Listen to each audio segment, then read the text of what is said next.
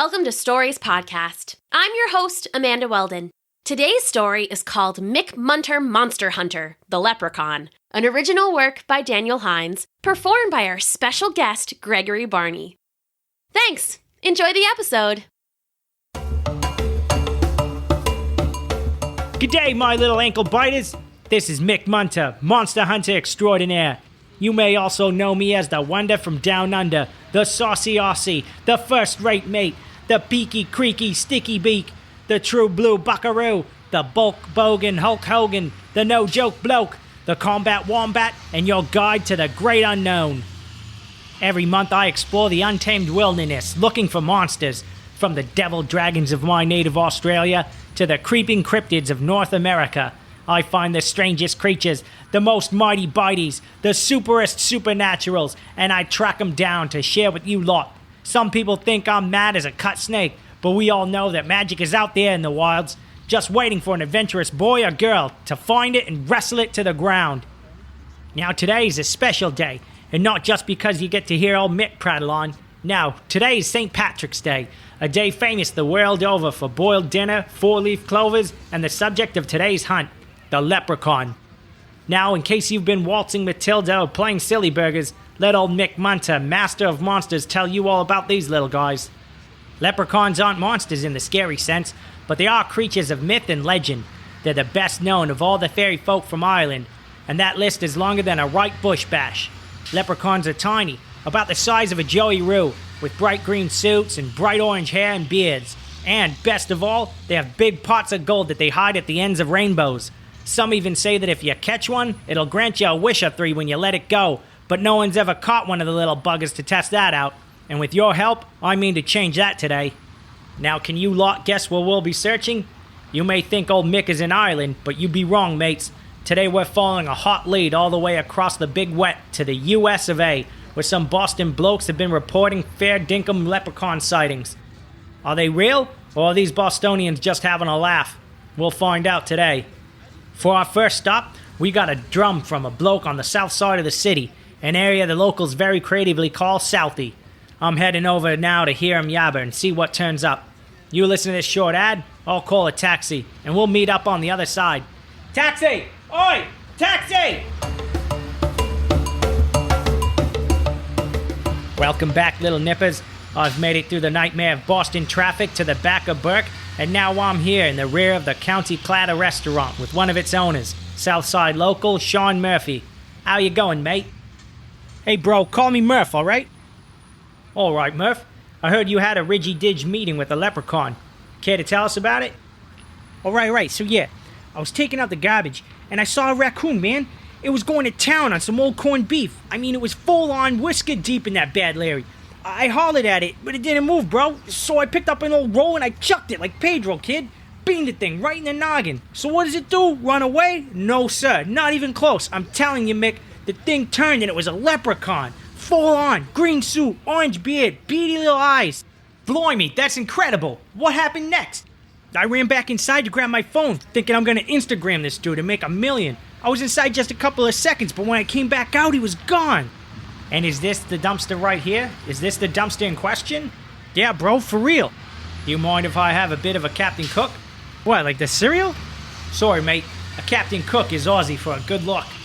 Sure, go right ahead. It's pretty nasty in there, though. Not to worry. I've seen my share of dunnies in the monster hunting business. Let's crack her open and have a proper fossick. Oi, crikey, but that's on the nose. Told you, bro. No worries, let's just climb on in.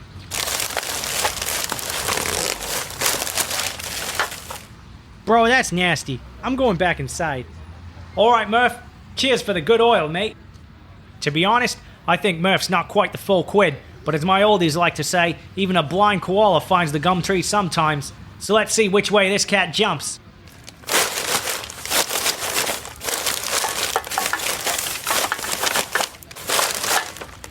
Ripper! I've just found a beaut of a clue. In my hands this very instant, I'm holding a wee green shoe with a bright golden buckle. Now I don't want to get too far into the bush here, but I'd say it definitely belongs to a leprechaun. I'll put it in my bluey jacket pocket in case we find the bugger. I bet he'd like it back. Now, time to nick off from this dumpster and get back on the trail. We've had a bit of rain this morning, and I bet a biscuit that a rainbow isn't far off. Remember, kids, leprechauns hide their gold at the bottom of these bonds of beauties. So if I find one, we'll follow it to the end and give it a proper squiz. Send her down, Huey. Blimey, we've got a rainbow! We've got a rainbow! We've got a great spiffy beautiful rainbow! Blokes and ladies, and Mick Munter, your intrepid monster hunter, is on the trail!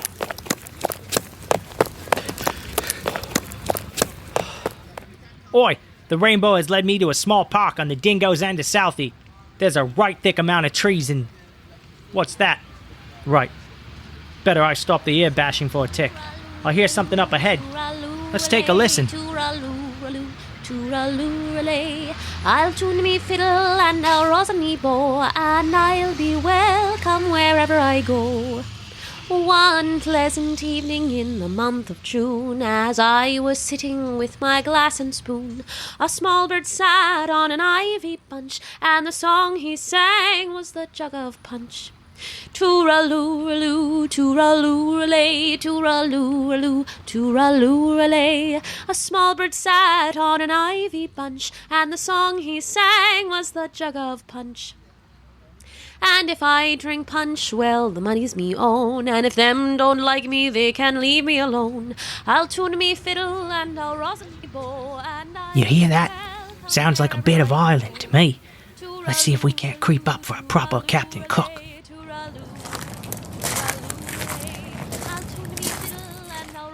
Crikey! I see someone dancing in the clearing just ahead. Green coat, orange hair, and is that, I think it is, a pot of gold? And there, a bare foot. It's the leprechaun. It has to be. I'm going to try and speak with it. Oi, leprechaun, I've got your shoe. No, don't be afraid.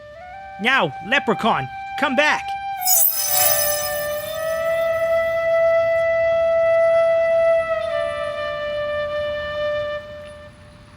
Ugh, I feel like I just had a blue with an old Mama Roo. Why am I having a sleep out without a Matilda? What? The leprechaun! Wait! Where did it go? What time is it? Blimey, it's past dinner already. I've been out for hours. Oi, but that leprechaun was a corker. But no one is going to believe me. Wait a tick.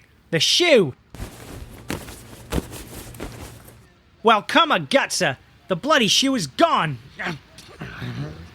Must have a kangaroo loose in the top paddock. Crikey. But wait. Hold on. What's this? It's a gold coin, stamped with a 4-leaf clover. Well, ain't that a fair suck of the battered salve? Thanks, leprechaun. Wherever you are, you're a right good bloke.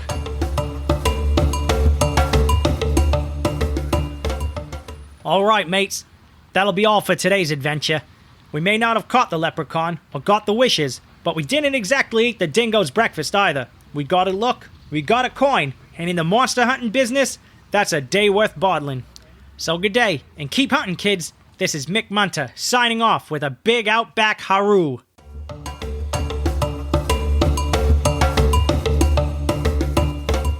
The end.